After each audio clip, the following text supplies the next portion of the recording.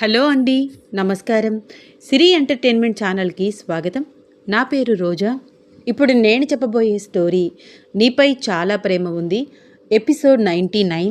స్టోరీలోకి వెళ్ళే ముందు చిన్న రిక్వెస్ట్. ఈ స్టోరీ మీకు నచ్చితే తప్పకుండా లైక్ చేయండి, షేర్ చేయండి, సబ్స్క్రైబ్ చేసి నన్ను ఎంకరేజ్ చేయండి. అలాగే ఇన్స్టాగ్రామ్లో కూడా నన్ను ఫాలో అవ్వండి. ఇంకా ఆలస్యం చేయకుండా స్టోరీలోకి వెళ్ళిపోదాం.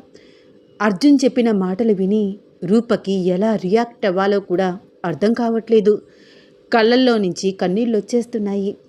ఇదంతా ఇదంతా మీకు ముందుగానే తెలుసా సార్? అయినా నాతో చెప్పలేదు. ఇప్పుడేమో నేను బాధపడతాను అని చెప్పలేదు అంటున్నారు. కళ్ళు తుడుచుకుంటూ అడిగింది. నిజంగా రూపా, నువ్వు బాధపడతావని మాత్రమే నేను నీకు ఈ విషయం చెప్పలేదు. కానీ బాబు, నాకైనా చెప్పాలి కదా. నా కూతురు ఎక్కడ ఉందో, ఎలా ఉందో, అసలు బ్రతికి ఉందో లేదో తెలియక ఎన్నో ఏళ్ళగా నా మనసులో నేనే కుమిలిపోయాను. నాతో ఎందుకు చెప్పలేదు బాబు? అడిగింది రుక్మిణమ్మ. చూడండమ్మా, మీరు ఎక్కడ ఉన్నా తను బాగుంటే చాలు అనే కదా మీరు కోరుకున్నారు. తను ప్రశాంతంగా ఉండాలి అనే కదా పసికందుగా ఉన్న మీ కూతురుని నాగన్న చేతిలో పెట్టింది? అడిగాడు అర్జున్. అప్పుడు నేను ఉన్న పరిస్థితి నా చేత అలా చేయించింది. నా బిడ్డను బ్రతికించుకోవడానికి అది తప్ప వేరే మార్గం లేదు నాకు. నేను అర్థం చేసుకోగలను. రూప ఎన్నో స్ట్రగుల్స్ ఫేస్ చేసింది తన లైఫ్లో. మీలాగే తనది కూడా ముళ్ళబాటే అయ్యింది. ఒక రకంగా చెప్పాలంటే మీకంటే దారుణమైన జీవితం చూసింది. మా ఇద్దరికీ పరిచయం కాకుండా ఉన్నట్లయితే ఇప్పుడు రూప ఎలాంటి పరిస్థితుల్లో ఉండేదో. నా పరిచయం తర్వాత కూడా తను చాలా స్ట్రగుల్స్ ఫేస్ చేసింది. అనుకోని పరిస్థితుల్లో ఇరుక్కుని బాధలు పడింది. అది కూడా తనని కన్నా తన తండ్రి వల్ల. చచ్చి బ్రతికింది తను. ఇప్పుడిప్పుడే కోలుకుని నిలబడుతోంది. మా పెళ్ళైన తర్వాత కొంచెం హ్యాపీగా ఉంది. ఈ సిచ్యువేషన్లో ఈ రిలేషన్ గురించి చెప్పి తన మూడు స్పాయిల్ చేయాలని అనుకోలేదు. కానీ ఏదో ఒకరోజు ఖచ్చితంగా చెప్పాలని అనుకున్నాను. అనుకోకుండా ఆ రోజు ఇలా మీ ముందుకు వచ్చేసింది. అంతే తప్ప మిమ్మల్ని బాధ పెట్టాలని, మీ ఇద్దరిని దూరం చేయాలనే ఉద్దేశం నాకు అస్సలు లేదు. అర్థం చేసుకోండమ్మా అన్నాడు అర్జున్. అర్జున్ చెప్పిన మాటలు వింటూ వర్ధన్, తేజ, దీప అందరూ స్టన్ అయిపోయారు. సో నిజంగానే రూప నాకు చెల్లెలా? చాలా చాలా ఆశ్చర్యపోతూ నమ్మలేనట్లు అడిగాడు వర్ధన్. అవును, అక్షరాల నీ తోడబుట్టిన నీ చెల్లెలు. సూటిగా వర్ధన్ వైపు చూస్తూ, అందుకనే మీ నాన్న బ్లడ్ గ్రూప్ తనకి సూట్ అయ్యింది, గోల్డెన్ బ్లడ్ గ్రూప్ చెప్పాడు అర్జున్. నమ్మలేకపోతున్నాను సార్. ఇదంతా ఏదో సినిమాలాగా అనిపిస్తోంది నాకు. కొన్ని జీవితాలు అలాగే ఉంటాయి వర్ధన్. నాకు కూడా నమ్మడానికి చాలా టైం పట్టింది. చాలా ఎంక్వైరీ చేసిన తర్వాత ఇదే నిజమని తెలుసుకుని చాలా ఆశ్చర్యపోయాను. రూపని ఏ మనుషులకి అయితే దూరంగా ఉంచాలని మీ అమ్మగారు కోరుకున్నారో వాళ్ళ మధ్యకే వచ్చింది. ఇదే తన డెస్టినీ. మనం ఏది వద్దు అనుకుంటామో అదే మన లైఫ్లోకి వస్తుంది. That is life. కృష్ణమూర్తి ప్రవర్తన, కాళీ సర్దార్ వల్గర్ బిహేవియర్ అంతా గుర్తుకు వచ్చి బుర్ర తిరిగిపోతున్నట్లు అనిపించింది ఒక్క క్షణం రూపకి. ఆలోచిస్తూ స్ట్రెస్ ఎక్కువైపోయి కళ్ళు తిరిగి పడిపోయింది. రూప ఒక్కసారిగా అలా పడిపోవడం చూసి అర్జున్ కంగారు పడి, రూపా రూపా అని పిలుస్తూ తన చెంపలపై చిన్నగా తట్టాడు. స్పృహ లేదు. 1 మినిట్ ఉండండి సార్, నేను చూస్తాను. తేజ ముందుకు వచ్చి తనని చెక్ చేసి, కంగారు పడక్కర్లేదు సార్, కొంచెం నీరసంగా ఉండి పడిపోయినట్లుంది. ఒక్కసారిగా ఇదంతా ఆలోచించలేక స్ట్రెస్ ఫీల్ అయినట్లు ఉంది అంది. అర్జున్ తనని ఎత్తుకుని తీసుకువెళ్ళి బెడ్రూమ్లో పడుకోబెట్టాడు. రుక్మిణమ్మ తన కూతురు రూప వైపు కన్నార్పకుండా చూస్తూ కన్నీళ్లు తుడుచుకుంటూ చాలా చాలా బాధపడుతూ, ఆ రోజు నా బిడ్డని నేను నా దగ్గర ఉంచుకుని ఉన్నట్లయితే వాడు చంపేసేవాడు బాబు. అందుకనే నా కడుపు తీపిని కూడా పక్కన పెట్టి కన్న కూతుర్ని దూరం చేసుకున్నాను. ఏ తల్లి ఇలా చేసి ఉండదు.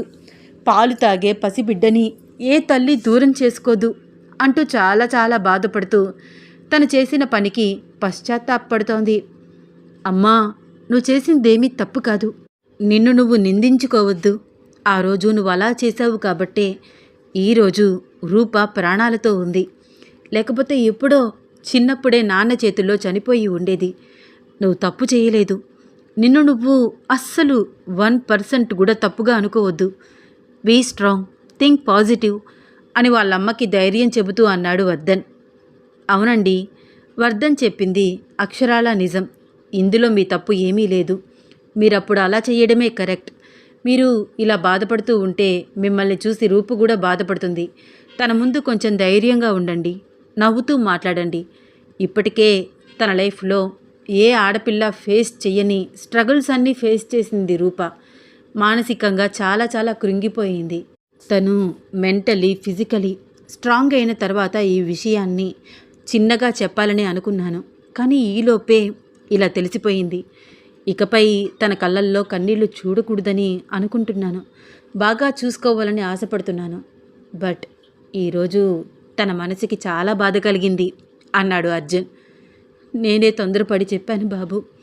కన్న కూతురు కళ్ళ ముందు కనబడుతుంటే కడుపు తీపిని ఆపుకోలేకపోయాను. పవిట కొంగుతో కళ్ళు తుడుచుకుంటూ అంది రుక్మిణమ్మ. ఏ తల్లయ్య అయినా అలాగే స్పందిస్తుంది. మీరు కంగారు పడకండి. తనకి కొంచెం నీరసంగా ఉండి పడిపోయింది. అత్తగారికి ధైర్యం చెబుతూ అంది తేజ.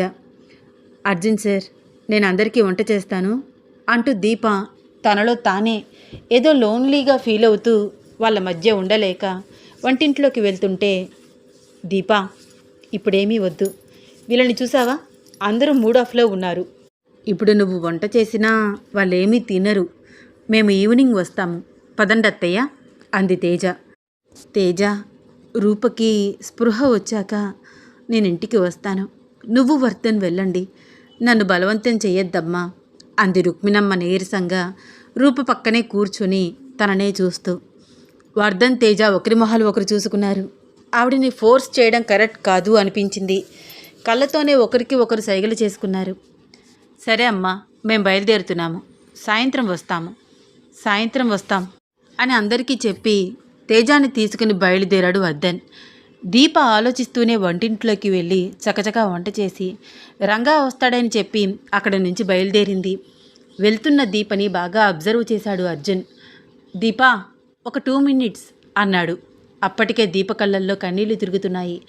అర్జున్కి కనిపించకుండా పక్కకు తిరిగి కళ్ళు తుడుచుకుని, చెప్పండి సార్ అంది. నాకు తెలుసు దీప, ఎంతో కొంత ఈ విషయం నిన్ను బాధపెట్టి ఉంటుంది. ఒక్కటి గుర్తుపెట్టుకో, ఏ రిలేషన్ ఎలా ఉన్నా సరే రూప నీకు ఎప్పటికీ చెల్లెలే, తనకి నువ్వు ఎప్పటికీ అక్కవే. మీ రిలేషన్లో ఎటువంటి మార్పు ఉండదు. అర్థమైందా? అనవసరమైన ఆలోచనలు చేసి బాధపడకు అన్నాడు. ఇక దీప తనని తాను కంట్రోల్ చేసుకోలేక ఏడుస్తూ, థ్యాంక్ యూ సార్, నా మనసుని చదివినట్టే మాట్లాడుతున్నారు.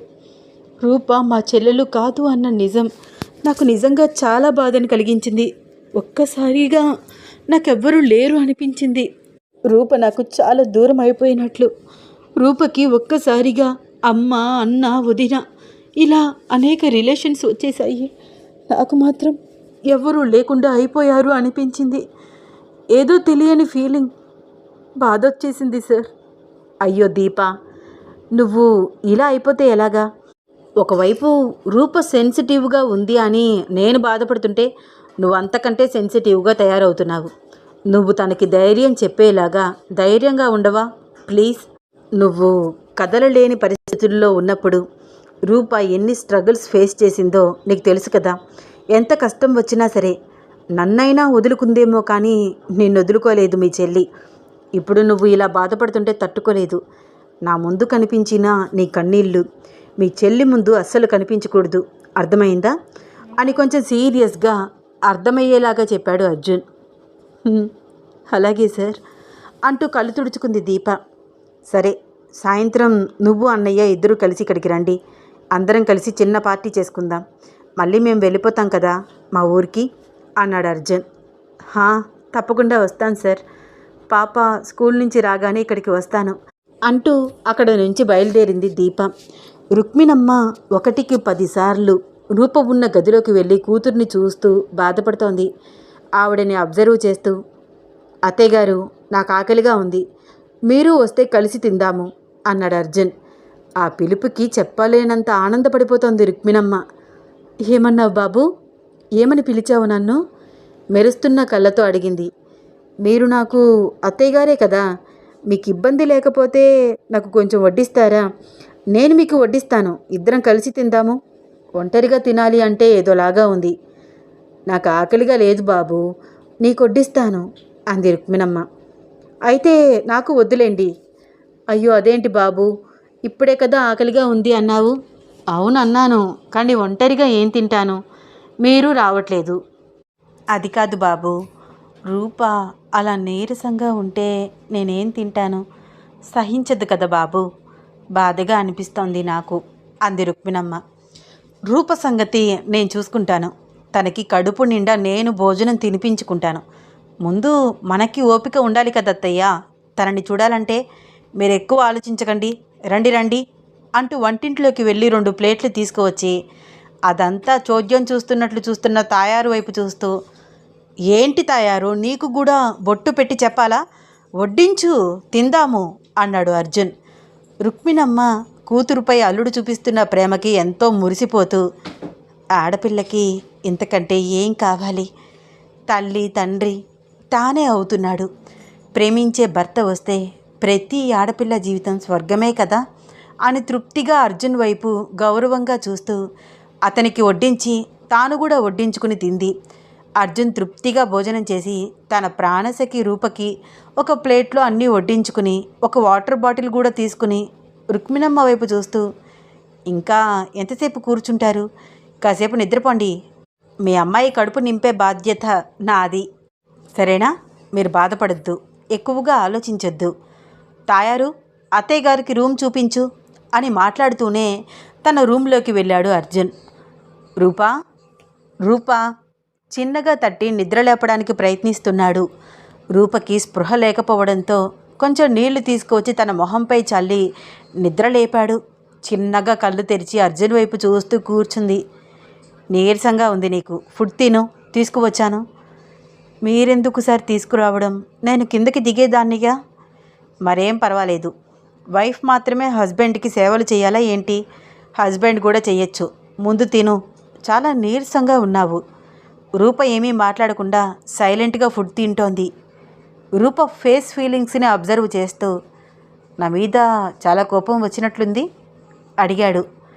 లేదు సార్, ఇప్పుడు ఇంకా మీ మీద ప్రేమ పెరిగిపోయింది. మీరేం చేసినా నా గురించే ఆలోచించి చేస్తారు అని నేను అర్థం చేసుకోగలను. నువ్వు పాజిటివ్గా రియాక్ట్ అవుతావని అనుకోలేదు రూపా. ఖచ్చితంగా నాతో గొడవ పడుతుంది అనుకున్నాను. గొడవ ఎందుకు సార్, నేను బాధపడతాను అనే కదా మీరు ఇదంతా ఆలోచించి చేశారు. నాతో అందుకే కదా చెప్పలేదు. ఏదో ఒకరోజు చెప్పేవారు, నిజాన్ని దాచాలని చూడలేదు మీరు. నిజం చెప్పే టైం ఇంకా రాలేదు అనుకున్నారు, అంతే. రూప మాటలు వింటూ, నువ్వు నన్ను బాగా అర్థం చేసుకున్నావు రూపా, మరొకరైతే ఇలా ఉండేవారు కాదు. I am really lucky. మీకంటే నేనే అదృష్టవంతురాలేని సార్. ఏ జన్మలోనో ఏదో చాలా పెద్ద పుణ్యమే చేసేశాను, అందుకే మీలాంటి హస్బెండ్ వచ్చారు. ఇంతటి అదృష్టం ఈ జన్మకి నాకే సొంతం. చాలు చాలు, చాలా పొగిడేస్తున్నావు నన్ను. అయినా నువ్వేంటి అలా పడిపోయావు, అసలు తినట్లేదా? తింటున్నాను సార్. మరి తింటే ఎందుకంత నీరసం వచ్చింది? స్ట్రెస్ లెవెల్స్ పెరిగి కొంచెం కళ్ళు తిరిగాయి, అంతే సార్. ఒక్కసారిగా నా లైఫ్ మొత్తం మారిపోయినట్లు. ఇన్ని రోజులు మా అక్కతో నాకు ఉన్నది బ్లడ్ రిలేషన్ కాదు అని, ఆంటీ అని పిలిచిన ఆవిడే నాకు అమ్మ అని, కృష్ణమూర్తి నా కన్న తండ్రి అని ఒక్కసారిగా తెలియడంతో ఏదో తెలియకుండానే ప్యానిక్ అయిపోయాను. ఇప్పటికీ ఇదంతా అబద్ధమేమో అనిపిస్తోంది, ఒక కలలాగా ఉంది. కానీ ఇదంతా నిజం రూపా. నీలాగే అప్పట్లో మీ అమ్మగారు కూడా ఎన్నో బాధలు అనుభవించారు. నువ్వు కుమార్ని ఎలా నమ్మావో ఆవిడ కూడా అలాగే కృష్ణమూర్తిని నమ్మారు. నువ్వు అన్ఫార్చునేట్లీ శీలావతి కంపెనీపై రైడింగ్ జరిగి పోలీస్ స్టేషన్కి చేరావు. అక్కడ నుంచి మన పరిచయం స్టార్ట్ అయ్యింది. చిన్నగా నువ్వు సర్వైవ్ అయ్యావు. మీ అమ్మగారికి ఆ ఛాన్స్ లేకుండా పోయింది. కృష్ణమూర్తి చేతుల్లో తన జీవితం నాశనమైపోయింది. నరకం చూపించాడు వాడు.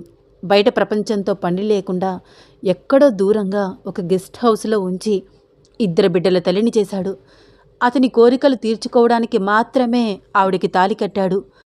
నీ తండ్రి ప్రవర్తన ఎలాంటిదో అందరికీ తెలుసు. కానీ ఒకటి చెప్తున్నాను విను రూప, మీ అమ్మగారు చాలా మంచివారు. నువ్వు యాక్సెప్ట్ చేయాలి ఆవిడిని. ఆవిడికి ఇంకా బాధపడే శక్తి లేదు. రూప భోజనం కంప్లీట్ చేసి హ్యాండ్ వాష్ చేసుకుని అర్జున్ మాటలు వింటోంది. ఇప్పుడు వాళ్ళు వెళ్ళిపోయారా సార్? హా, వర్ధన్ తేజ వెళ్ళారు. మీ అమ్మగారు, అదే రుక్మిణమ్మగారు మాత్రం కింద రూమ్లో ఉన్నారు. నువ్వు అలా కళ్ళు తిరిగి పడిపోవడంతో చాలా బాధపడ్డారు.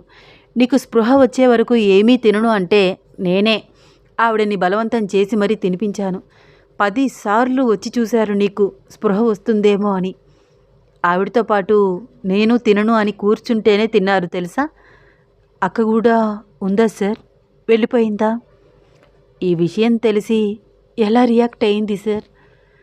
తను వెళ్ళిపోయింది రూపా. కొంచెం బాధపడింది తను కూడా, మీ మధ్య ఉన్న రిలేషన్ నిజం కాదు అని తెలిసి. కానీ నేను తనకి ఒక్కటే చెప్పాను, మీ ఇద్దరూ ఒకే తల్లికి పుట్టి ఉండకపోవచ్చు, అంత మాత్రాన మీ మధ్య ఉన్న సిస్టర్ రిలేషన్ మారిపోదు అని ఖచ్చితంగా చెప్పాను. నువ్వు ఎప్పటికీ రూపకి అక్కవే. మీ రిలేషన్ ఎప్పటికీ ఇలాగే ఉంటుంది. రూప కష్టాలు వచ్చినా ప్రాబ్లమ్స్ వచ్చినా నన్నైనా వదిలిందేమో కానీ నిన్ను మాత్రం వదలలేదు. అంత ఎఫెక్షన్ ఉంది మీ ఇద్దరి మధ్య. మీ రిలేషన్ బ్రేక్ చేసుకోవద్దు, నీ మనసుని కష్టపెట్టుకోవద్దు అని మరీ చెప్పాను. మీరు ఊహించింది నిజం సార్. నాకు ఈ రిలేషన్ అంతగా నచ్చట్లేదు, ఏదోలాగా అనిపిస్తోంది. రూపా, నువ్వు కూడా చాలా మారాలి. ఇప్పుడే కదా చెప్పాను, మళ్ళీ అలా ఆలోచిస్తే ఎలాగా? తన భుజం చుట్టూ చేతులు వేసి దగ్గరికి తీసుకుని అనునయంగా చెప్పాడు అర్జున్. నా లైఫ్ చాలా విచిత్రంగా ఉంది సార్. నేను నాకు తెలియకుండానే నా వాళ్ళ మధ్యనే తిరిగాను. వర్ధన్ నాకన్నా, కృష్ణమూర్తి తండ్రి, అక్కడే వాళ్ళ మధ్యనే ఉంటూ వర్క్ చేశాను. నా తండ్రి నాపై ఆశపడడం ఇంతకంటే దారుణం ఇంకేముంటుంది? కాళీ సర్దార్ నాకు అన్నయ్యే అవుతాడు. అతను ఎలాంటి వల్గర్ ఫెలో, వాళ్ళ మాటలు, ఆ చేష్టలు. అలాంటి ఫ్యామిలీలో నేనొక మెంబర్ అంటే చాలా ఎంబారసింగ్గా అనిపిస్తోంది, అసహ్యంగా అనిపిస్తోంది నాకు. రూపా, నువ్వు ఇలా ఆలోచిస్తే ఎలాగా? ఒక నాణానికి మంచి చెడు 2 ఉంటాయి. ఎగ్జాంపుల్కి లంకలో కూడా అందరూ రాక్షసులు, కానీ విభీషణుడు లాంటి మంచివాళ్ళు కూడా ఉన్నారు కదా. మీ రిలేషన్ కూడా అంతే. నీ తండ్రి, నీ పెద్దన్న వాళ్ళ బిహేవియర్ బాగుండకపోవచ్చు, కానీ మీ చిన్నన్నయ్య వర్ధన్, మీ అమ్మ రుక్మిణమ్మ గారు చాలా మంచివాళ్ళు, సొసైటీకి హెల్ప్ చేసే మనస్తత్వం ఉన్నవాళ్ళు. నువ్వు ఇకపై వాళ్ళని బాధపడడం కరెక్ట్ కాదు. ఆ రిలేషన్ని నువ్వు యాక్సెప్ట్ చేసి తీరాలి. మీ అమ్మగారితో నువ్వు ప్రేమగా నడుచుకోవాలి. అర్థమైందా? యాక్చువల్లీ ఆంటీ అంటే నాకు చాలా ఇష్టం సార్. అయితే త్వరగానే సర్వైవ్ అవుతావు నువ్వు. ఎక్కువగా ఆలోచించకు. ఈవినింగ్ పార్టీ ఉంది, అందరినీ రమ్మని ఇన్వైట్ చేశాను. పర్వాలేదా? నువ్వు ఓకే కదా? పర్వాలేదు సార్, కడుపు నిండా తిన్నాను కదా, కొంచెం ఓపిక వచ్చింది. ఏదేదో ఇమేజినేషన్ చేసుకుంటూ ఇంటికి వచ్చాను. ఇక్కడ ఇంటికి వచ్చి చూస్తే పరిస్థితి మొత్తం మారిపోయింది అన్నాడు అర్జున్. అర్జున్ కళ్ళల్లోకి చూస్తూ, ఏంటి, ఏం ఇమేజినేషన్ చేసుకున్నారు అడిగింది. ఊరు వెళ్ళిపోతున్నాం కదా, అక్కడికి వెళ్ళాక ఈ లగేజ్ మొత్తం సర్దుకోవడానికి, మళ్ళీ నేను డ్యూటీలో జాయిన్ అవ్వడానికి, మనకి మళ్ళీ ఏకాంతం దొరకడానికి చాలా టైం పడుతుంది కదా. అట్లీస్ట్ ఒక వారం రోజులు. పైగా నువ్వు కొత్త కోడలివి కాబట్టి ఎవరో ఒకరు వచ్చి నిన్ను పలకరిస్తూనే ఉంటారు, చుట్టుపక్కల వాళ్ళు, పెళ్ళికి రాని రిలేటివ్స్ అందరూ, హర్షిత ఫ్యామిలీ మెంబర్స్, వీళ్ళందరూ తప్పకుండా వస్తారు. మా అమ్మ అయితే పేరెంటాలు అవి ఇవి కూడా పెట్టేస్తుంది. అవును, నిజమేనండి. హర్షిత గారు మన పెళ్ళికి రాలేదు కదా. ఆ రోజు ఏదో మేజర్ ఆపరేషన్ ఉందని అటెండ్ అవ్వాల్సి వచ్చింది. బట్ తనకి కుదిరినప్పుడు మాత్రం తప్పకుండా వస్తుంది. మన ఊర్లోనే ఉంటారు వాళ్ళు కూడా. ఓహో, సో మీరు మనకి ప్రైవసీ దొరకదు అని ఆలోచిస్తూ ఇంటికి వచ్చారా అడిగింది అర్జున్ వైపు అలా చూస్తూ. అంతే కదా మరి, ఈ టైం వేస్ట్ చేసుకోకూడదు అనుకున్నాను, అందుకే త్వరగా డ్యూటీ కంప్లీట్ చేసుకుని మిగిలిన పెండింగ్ వర్క్ కేసెస్ మొత్తం రాఘవ ప్రతాప్లకు అప్పచెప్పేసి ఇక్కడికి వచ్చి చూస్తే అప్పటికే రుక్మిణమ్మ గారు చాలా ఎమోషనల్ అవుతూ మాట్లాడుతున్నారు. ఆవిడ మాటలన్నీ నిజమని నేను చెప్పగానే కళ్ళు తిరిగి నువ్వు పడిపోయావు. ఇదిగో ఇప్పుడు లేచావు. కానీ ఇప్పుడు లేచాను కదా సార్. వద్దులేవే, ఇప్పుడు నీరసంగా ఉంది నీకు. ఏమీ లేదు, బానే ఉన్నాను అంటూ రూప లేచి తలుపులు గొల్లెం పెట్టి వచ్చింది. ఏంటే, ఎప్పుడు వద్దు వద్దు అంటావు కదా, ఈరోజేంటి? నవ్వుతూ అడిగాడు. నా హస్బెండ్ని నిరాశపరచడం నాకు ఇష్టం లేదు సార్. మీ ఇష్టాలను నా ఇష్టాలుగా మార్చుకోవడమే నాకు ఇష్టం. అతని మెడ చుట్టూ చేతులు వేసింది. అర్జున్ తలని తన 2 చేతుల్లోకి తీసుకుని అలా పైకెత్తి నుదుటి మీద ముద్దు పెట్టింది. అర్జున్ రూప నడుము చుట్టూ చేతులు వేసి తనని దగ్గరికి లాక్కున్నాడు. ఇద్దరూ చిన్నగా బెడ్ పైకి చేరారు. ఒకరి కళ్ళల్లోకి ఒకరు చూసుకుంటూ ఒకరి పెదవులు ఒకరు అందుకున్నారు. 4 పెదవులు ఒక్కటిగా మారి ఇద్దరూ ఒకరిని ఒకరు అల్లుకుపోతున్నారు. అలాగే గట్టిగా కౌగిలించుకుని మైమరిచిపోతున్నారు. అంతే, చిన్నగా టక్ టక్ మని డోరు చప్పుడు వినిపించింది. ఇద్దరు ఉలిక్కిపడ్డారు. అబ్బా, డిస్టర్బెన్స్, నిరుత్సాహంగా అన్నాడు అర్జున్. డోంట్ వెరీ సార్, ఇప్పుడే వస్తాను అంటూ తన చీర జుట్టు సరిచేసుకుని వెళ్ళి తలుపు తీసింది రూప. వీళ్ళ ప్రేమ కథలో నెక్స్ట్ ఏమవుతుంది తెలుసుకోవాలని ఉందా? అయితే వచ్చే ఎపిసోడ్ కోసం వెయిట్ చేస్తూ ఉండండి. ఈ స్టోరీ మీకు నచ్చితే తప్పకుండా లైక్ చేయండి, షేర్ చేయండి, సబ్స్క్రైబ్ చేసి నన్ను ఎంకరేజ్ చేయండి. అలాగే ఇన్స్టాగ్రామ్లో కూడా నన్ను ఫాలో అవ్వండి. ఉంటానండి. ధన్యవాదాలు.